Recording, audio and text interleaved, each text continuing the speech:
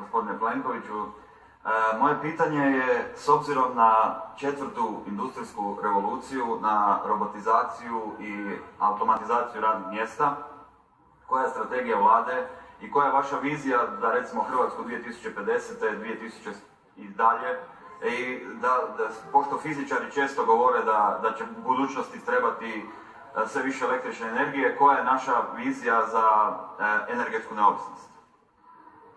Odgovor predsjednika vlade, izvolite. Hvala lijepa na ovome pitanju, pitanje i sadašnjosti, ali i budućnosti. Točno je, mi smo u jeku četvrte industrijske revolucije, vremena digitalizacije, inovacije, konkurentnosti, ali isto tako i ulaganja u obrazovanje.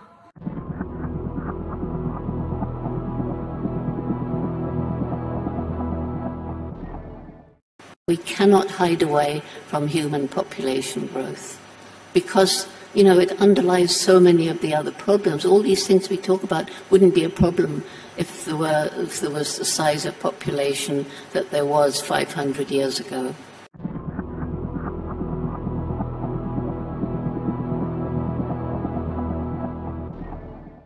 Now, when people look at the posters on the walls or listen to TED Talks, they hear a lot of, you know, these big ideas and big words about machine learning and genetic engineering and blockchain and globalization, and they are not there. They are no longer part of the story of the future. And I think that again, this is an hypothesis.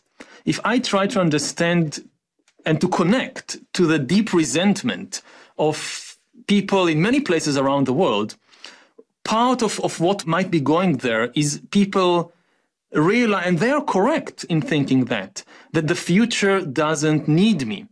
You have all these smart people in California and in New York and in Beijing, and they are planning this amazing future with artificial intelligence and bioengineering and global connectivity and whatnot, and they don't need me.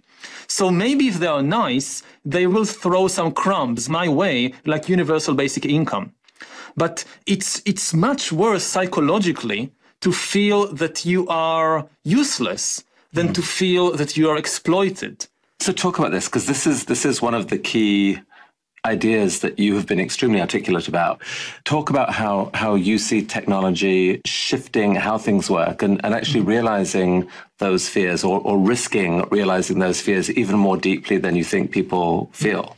So on one level, you know, it's the economic and military realities.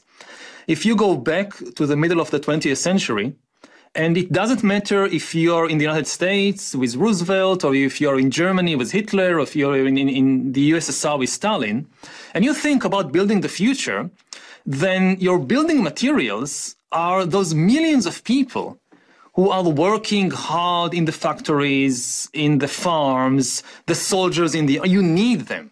You don't have any kind of future without them.